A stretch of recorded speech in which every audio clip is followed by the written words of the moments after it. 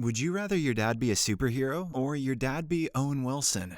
I know what I'd pick. Wow. But today we're going to blow some minds and answer the question, what if you could have both? The Kincaid family, Jack, Lily, and son Charlie are on a camping trip. Jack's making the kid laugh, and wifey is jealous because nobody pays attention to her like that. The script wastes absolutely zero time as a ship busts ass through the stratosphere and crash lands nearby. It's a tremendous moment, which Owen Wilson responds to by furrowing his brow as though he thinks his condom might have a hole in it again. He races off in his sick rig to help and meets a pilot who has clearly just seen some shit. His name is Sean Irons, and he trundles down into the crash site with Jack in tow to see what happened. An alien spaceship, that's what happened. A ball emerges from the wreckage and says, "Analyzing planet." In perfect English, which, if you think about it, makes no goddamn sense. The ball then analyzes the fine specimens before it to figure out which will be made into its so-called guardian. The ball is racist, so it passes on Sean. It then selects our man Jack, and we're off to the goddamn races. Cue the montage showing all the asses Jack has saved since that fateful day. He's a bona fide hero who calls himself the Guard. I don't know why he didn't just stick to the name the fucking ball gave him and call himself the Guardian. It sounds better, it makes more sense.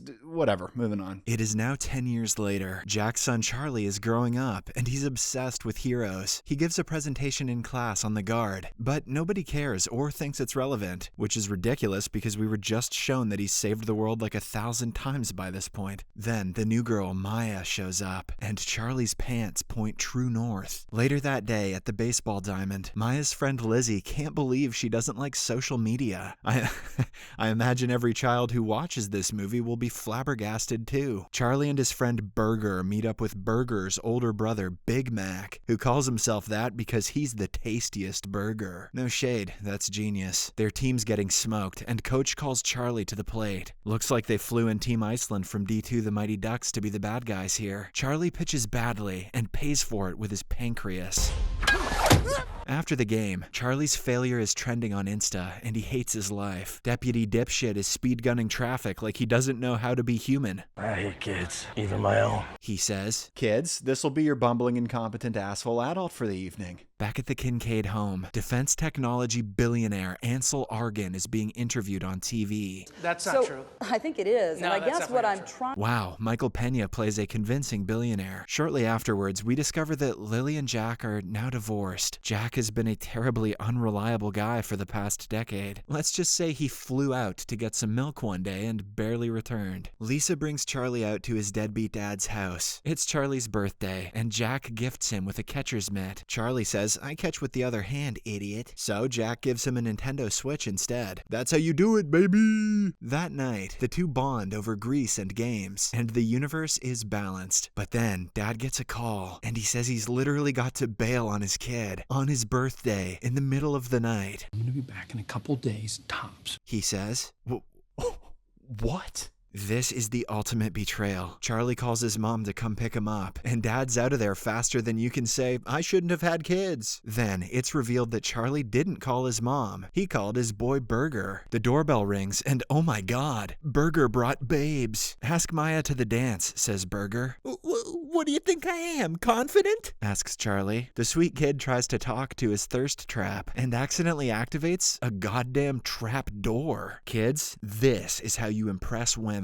They figure out the password way too easily, then they hit a big red button, and they're almost melted against the ceiling as the elevator rockets towards the center of the earth. The racist alien ball is here. It's still speaking English. The kids say, This is so tight. This is beyond tight. This is the tightest. and I cringed so hard that I had to turn the movie off for a second.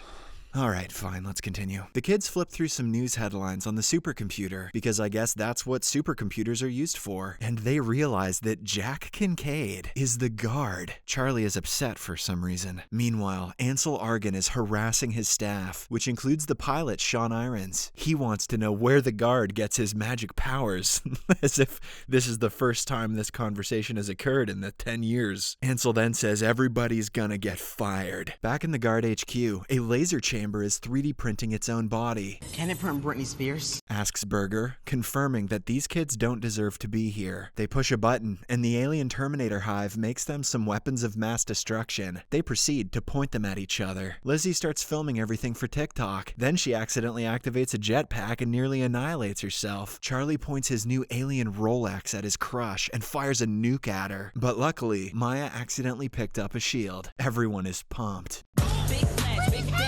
Look over here.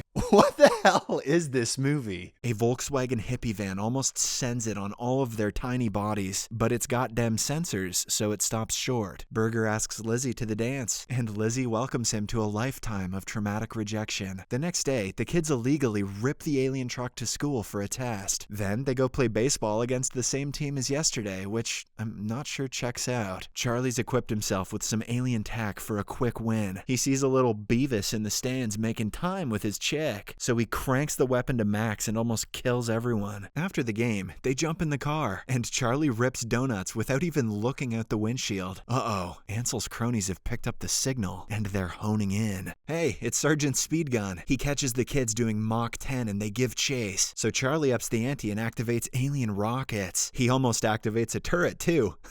Then dumps smoke grenades. I can't be near Shouts Burger. I hope Burger dies soon. If Charlie keeps driving like this, they'll all die soon. I play Mario Kart in a very high level. Oh, never mind. They good. Back at HQ, the kids have instantly become the Avengers. At least Maya has. Lizzie should probably go home. Maya plays guitar too.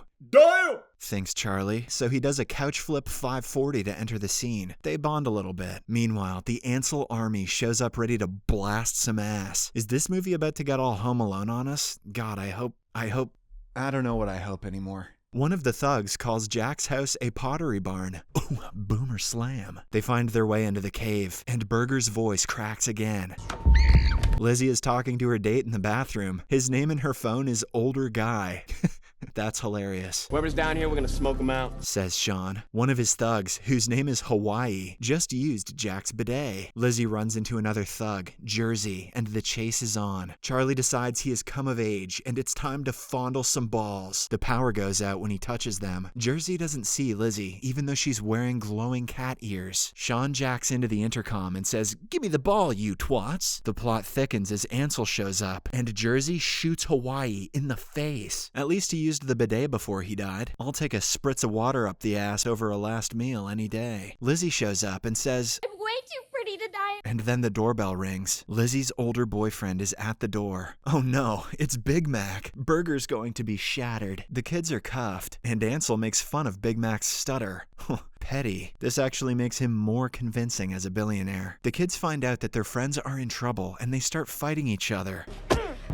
Burger is butthurt, so he bails. He bumps into Ansel and accidentally murders his ass with his magnet rod. Burger's redemption arc starts now. He somehow bends a bunch of metal all over his body and levitates him into the other room. Ansel's actually not dead, so Burger starts torturing him. Ansel tells them they're inside of an alien. The kids somehow hadn't figured this out yet. Ansel tries to gaslight them, but they're Gen Z, so they've been trained for this in school. Suddenly, we get our first glimpse of the guard, which is such a ripoff of Iron Man that it pisses me off. He's on a call with Lily, who says, "Tell your son you're a goddamn Iron Man ripoff already." The parents figure out that neither of them has the kid. Jack yells, "Dang it!"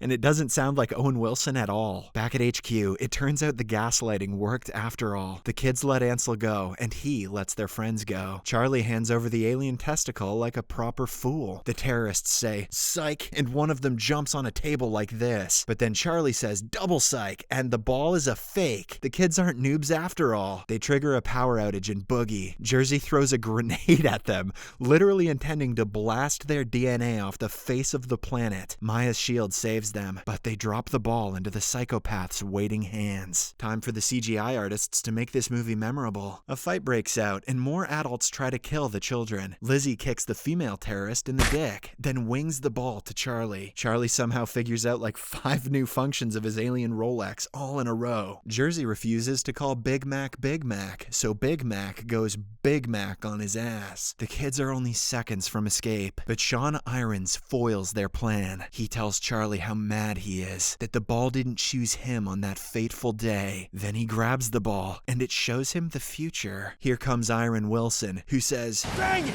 again. He needs a new catchphrase immediately. If Hawaii can get shot in the goddamn face, then surely the guard can say something harder than, "Dang it!" I'll chill. He arrives at the HQ and pretends to be the IT guy. Ansel makes fun of his fanny pack, so he pushes a button on it, and all hell breaks loose. He teleports a guy into the next dimension, never to be seen again. He tells his son triumphantly that he's the guard, and his son says, Oh my god, really? Jack doesn't take kindly to sarcasm, so he ships another terrorist express to hell. The kids make fun of his fanny pack, and they all book it. Jack says he's only got the suit's arm right now because he has no power. I guess all those shields and the portal gun didn't require power. Then Ansel shows up in a suit of his own, drops Jack's ass, and does a cursed Fortnite dance. Jack says he's got no swag, and Ansel accidentally farts in his suit. Huh? That was it, everyone. That was the climax. We can all go home now.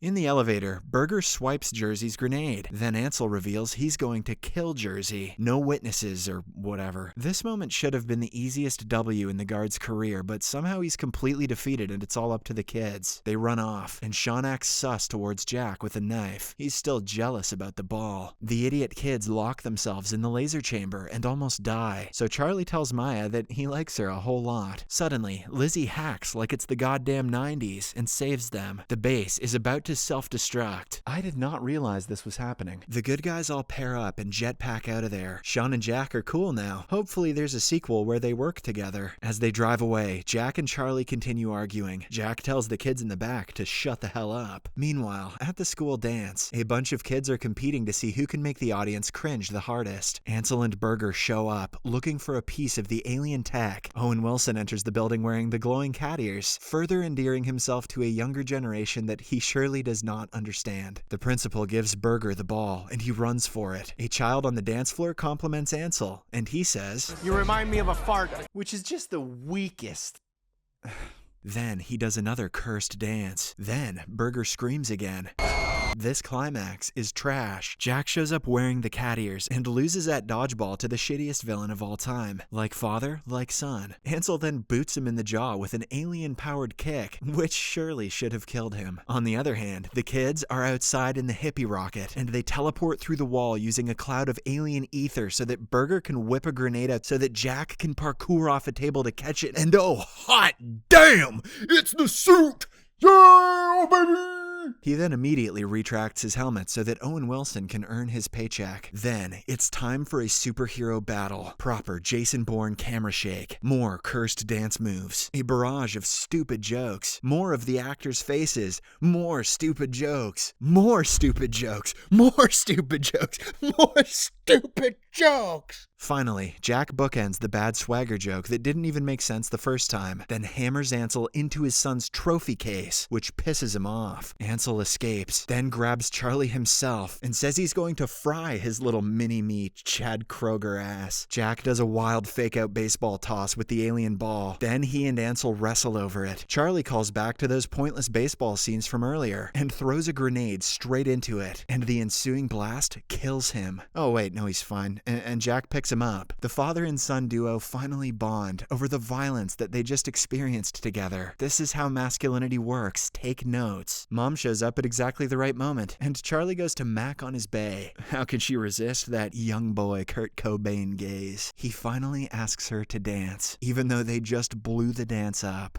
And they dance. A girlfriend materializes out of thin air for Burger, completing his arc with a little Deus Ex Machina. Charlie and Maya kiss, and everyone watches. Creepy. Seriously, what the fuck? Time for an epilogue. Jack gifts his son a Volkswagen Tesla. Hell yeah, dude. Product placement. Let's go. Sean Irons beams in. I knew he was going to become their family butler. The car takes off into space. They better be able to do that in real life too. Roll credits. Some post-credits nonsense tells us that Burger became a vegan. If he becomes a superhero, he can call himself Beyond Meat. Thanks for watching, everybody. If you watched the whole thing, it means the world to me. Like and sub if you wish Owen Wilson was your dad too. Comment if you love Volkswagen, and check out my other vids. I have a gaming channel too. See you next time.